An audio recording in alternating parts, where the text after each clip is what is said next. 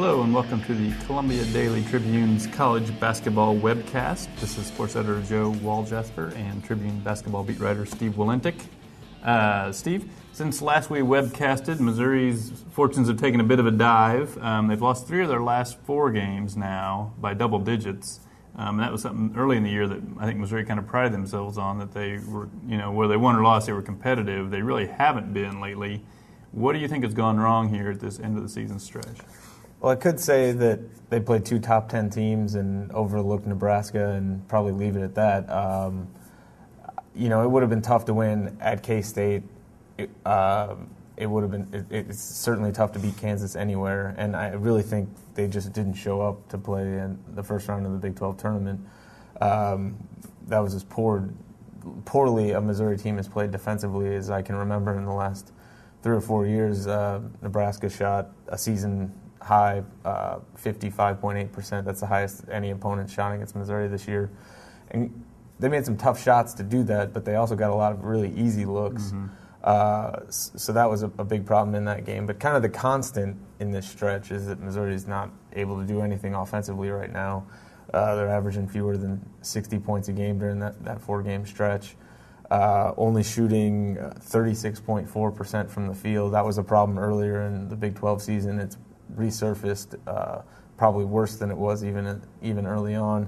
And if you just look at the individual shooting numbers for certain guys, Kim English is 14 for 48 in that stretch.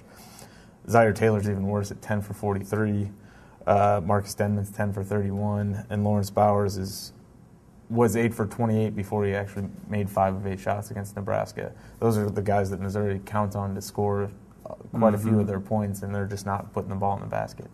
How much do you put credence in the idea of, well, this kind of late season stretch has coincided with Justin Safford's injury, and then I guess even looking forward more, how will Laurence Bowers' hand injury maybe continue to affect them? Well, as far as Justin Safford, I do think his injury makes a difference. We've kind of made light of it, and you said in a column last week, let's not recast the votes for the Big 12 Player of the Year without him. I mean, I don't think he's gotten to be built up to be bigger than he was when he was on the court and it's playing. A little too handy in my point of view. I think you're right on that. That said, this is a team that was thin up front. You take a guy who was starting just about every game and was averaging about 10 points and 5 rebounds in conference play, and take him out of the lineup. They're going to miss that. They don't have the personnel to make up for that kind of loss. And not only did Justin put up those numbers, but he also gave them something that they're missing in terms of a matchup problem up front, because he was one of the more versatile guys, maybe the most versatile guy, able to step out and shoot a jump shot, as well as take a guy off the dribble to the basket. He's not a great rebounder, not a great defender, but he was serviceable at both those things. And so that loss does hurt. I think you add on top of it Bowers' injury, he's the only other guy who can do a lot of those things. And if he's limited with his wrist, which has now 2 torn ligaments in it, that's going to be tough for them to overcome as well. I guess my biggest beef with the Safford excuse is he wasn't really a guy that you could depend on for those numbers consistently, though. Like, they lose by 15 points to Nebraska. The previous time they played Nebraska, he was a total non-factor anyway, and they win on the road by 15 points. So I think sometimes they don't show up to play Nebraska, and suddenly it's, we don't have Justin Safford. But, it did make a difference, I think, against a team like Kansas with big guys. Against Nebraska that plays a 4-guard lineup, to me, that was just a total excuse. I agree. I think we should take the Nebraska loss out of it. And if you look at not having Safford the 3 games before that, I think it was not a huge loss, but it was a significant loss. Mm-hmm. I think they should have been good enough to beat Nebraska with the guys that they had, regardless of who was hurt. Because they're better than Nebraska across the board. They have been all year. They just didn't show up to play that day. Looking ahead now, they do get a number 10 seed in the NCAA tournament. They face Clemson, a number 7 seed. They kind of have had similar years, similar resumes. Just your thoughts on if you think Missouri matches up well against Clemson or not. I think they do. These 2 teams are pretty similar, I think, in terms of the way they play. I think, if you look at it, Missouri going into a tournament game as a 10 seed, I think they probably have a 50-50 shot to win the game. And anytime you're a lower seed and you can say that, I think you have to be pretty happy with the draw. If they do play similar, I think Missouri is probably actually a little bit better at playing that way and have been over the course of the year. They average more points a game. They force more turnovers, get more steals, have one more win, have played in a tougher conference, had a better conference record. All those things, I think, and also have some guys that have had tournament success, which Clemson does not. So I think you have to like that matchup if you're Missouri. That said, Clemson does have a guy in Trevor Booker who's probably better than anybody Missouri has up front. And if you look at his numbers, they remind me of kind of what Damari Carroll did for Missouri last year. He's averaging over 15 points and 8 rebounds.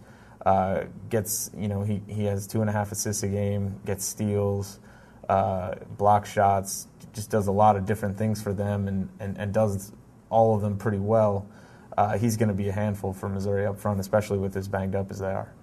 I guess you could almost argue that losing that game to Nebraska may, if you're thinking about Missouri, you're kind of dreaming of longevity. Maybe they would have been better off if they would have been on the 8-9 line before. It's possible they would have been on the 7-10 line before anyway as the 7.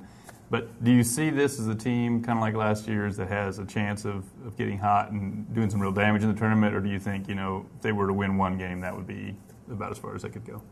As far as can they do damage, I'd say no. And I mean, we could probably leave it at that. But they're capable of winning a game for sure. Seeing this team put together a run remotely like last year's, I just don't see it. This is a tough draw. I think they had a tough draw last year playing an experienced Marquette team in the second round. But they were missing their best player. But yeah, he came back, but he didn't do much. Yeah.